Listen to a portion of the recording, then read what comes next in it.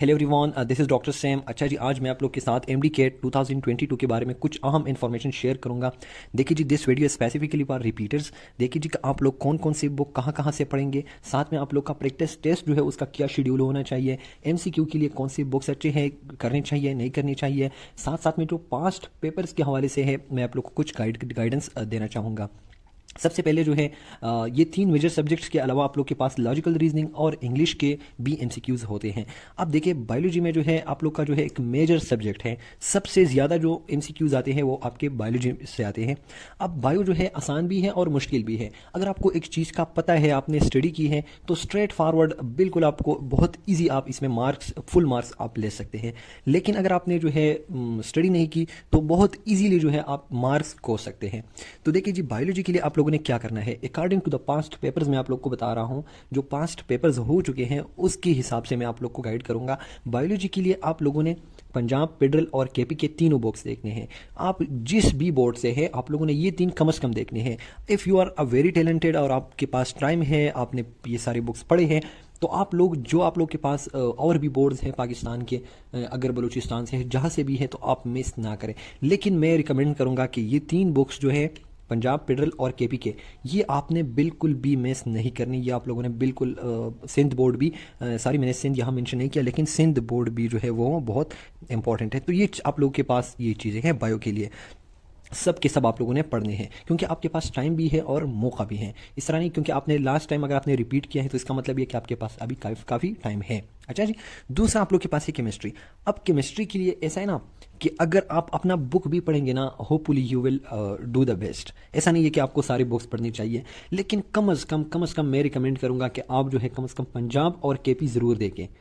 ये मैं रिकमेंड करूंगा, बाकी आपकी स्टडी के ऊपर है। लेकिन अगर आप अपना जो है ओनली यूर कोर्स आप फॉलो करें तो तब भी आपको इतने ज़्यादा out MCQs you will not face any out of course MCQ so called. अच्छा जी, और फिजिक्स के लिए आप ओनली एंड ओनली अपने कोर्स की ही बुक पढ़ें, क्योंकि देखिए फिजिक्स के जो एमसीक्यूज आते हैं ना, तो वो पंजाब, फेडरल, केपी के, सिंध सब में जो है कॉमन है। मतलब इतना ज़्यादा चेंज भी नहीं होता और इतने आउट इन्फॉर्मेशन भी नहीं होते।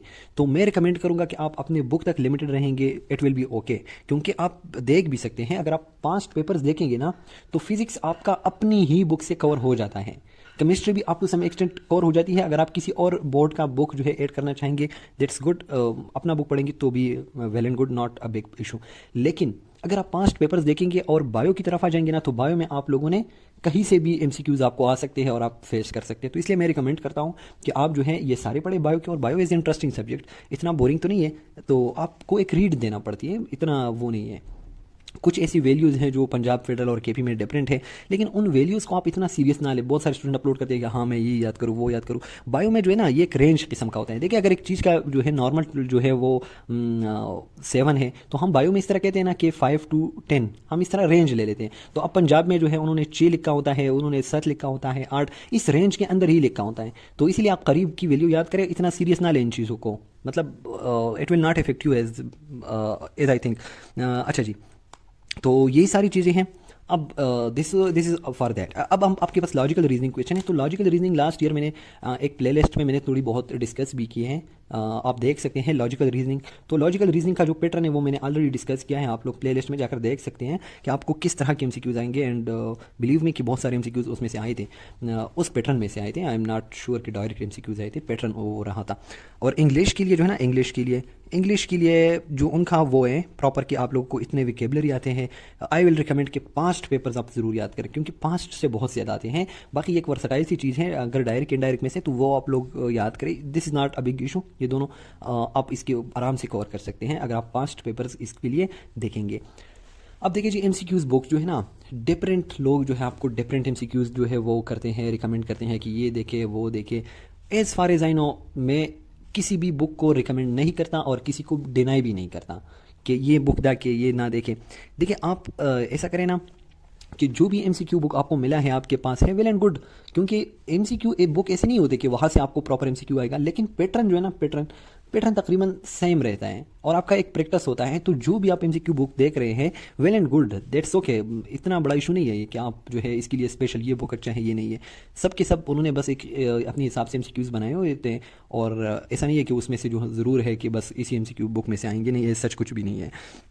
इसके अलावा जो है लेकिन आप लोग ऐसा करें कि अब बहुत ज़्यादा स्टूडेंट जो है उनका पैटर्न ये होता है ना कि वो सारा चैप्टर रीड करते हैं। सबसे पहले चैप्टर रीड किया, चैप्टर को समझ लिया, अब समझने के बाद वो एमसीक्यू सॉल्व करते हैं। तो वो क्या करते हैं, वो जब एमसीक्यू सॉल्व करते हैं ना तो फटाफट मतलब सारे एमसीक्यूज जो है उनको ज़बरदस्त ज़बरदस्त उनको आते हैं। This is very easy thing. मैंने सारा चैप्टर पढ़ा, एमसीक्यू सॉल्व कर रहा हूँ, मैं ठीक कर रहा हूँ, ज़बरदस्त। मुझे लग रहा होता है कि यार मैंने तो काफ़ी इंप्रूवमेंट किया। नहीं, this is not the way.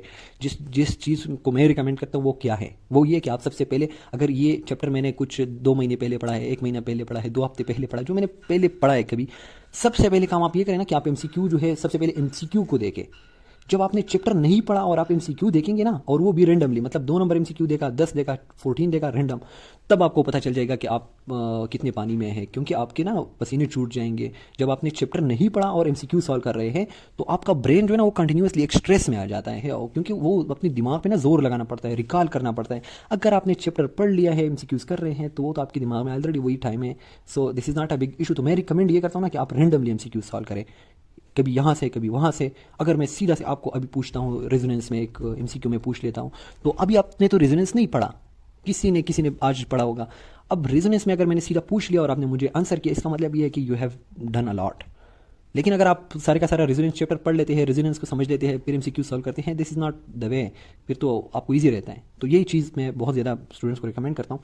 इसके बाद जो है आप ऐसा करें, सबसे पहले देखें एमसीक्यूज देखें, उसके बाद जो है चैप्टर देखें। I think this will be proper, आपकी दिमाग पे जोर पड़ेगा। पास्ट पेपर्स के हवाले से मैं ये कहूँगा कि लिंक आप लोग जो है मैं दे देता हूँ, पीडीएफ फाइल सारे के सारे जितने भी पास्ट पेपर्स हो चुके हैं वो आपको पीडीएफ में मिल जाएंगे। आप वहाँ से जो है डाउनलोड करें, past paper link in the first comment. और दिस इज़ हाईली रिकमेंडेड, मैं रिकमेंड करता हूँ कि आप लोग ये देखिए, पूरा बुक है पास्ट पेपर्स का, क्योंकि उन्होंने बहुत ज़्यादा 30 डेज टेस्ट हुए ना, तो बहुत सारे पेपर्स है।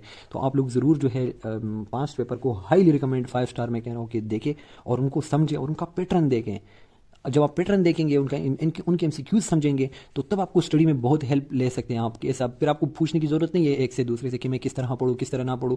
पास्ट पेपर को आपको एक पैटर्न मिल जाता है, तब आपने उसी ही पैटर्न को फॉलो करना है। एक्स्ट्रा डिटेल में किसी भी चीज़ का आपने नहीं जाना। अक्सर एफएससी में स्टूडेंट जो है उनको डिटेल का बड़ा शौक होता है ना, हर एक चीज़ के बस बहुत ज़्यादा, मतलब उनको चाहते कि इतना ही डिटेल, बस इतना डिटेल आपको वो नहीं पूछते, लेकिन इन्फॉर्मेशन ज़्यादा चाहते हैं। तो इसलिए आप लोग ज़्यादा बुक्स देखें, लेकिन ऐसा नहीं है कि हर एक बुक के आप डिटेल में जाना शुरू कर दे। This is not your job. आपके पास जो है और भी आपके बहुत ज़्यादा सब्जेक्ट्स हैं, अपने सब्जेक्ट्स को अपनी ही लेवल तक आप लोग पढ़ेंगे तो इंशाल्लाह you will do the best. तो यही अब मेरी वो है as far as I know. अगर आपका कोई क्वेश्चन है तो आप पूछ सकते हैं, hopefully I will answer you in the next video. बाकी जो है, जो आपको डिस्ट्रैक्ट करते हैं, जो स्टिमुलाई एनवायरनमेंट में जो भी है, आपको मतलब हर एक का अपना अपना इशू होता है ना, तो उन सारी इश्यूज़ को आप जो है कंट्रोल करें। बहुत स्टूडेंट्स होते हैं गेमिंग जो है वो करते हैं और स्टडी नहीं कर पाती, तो गेमिंग्स को अवॉइड करें। जो भी आपका स्टिमुलस है, नॉट ओनली गेमिंग, आपके रिलेशंस भी हो सकते हैं, कुछ भी आपका हो सकता है, तो उन चीज़ों को काइंडली आप अवॉइड करें, क्योंकि सर्वाइवल ऑफ द फिटेस्ट, जो वो सर्वाइव करेगा जो फिट रहेगा, वो जो है पास होगा जो फिट रहेगा। सुना भी है, do your best. Thank you. अल्लाह हाफिज़। अल्लाह हाफिज़।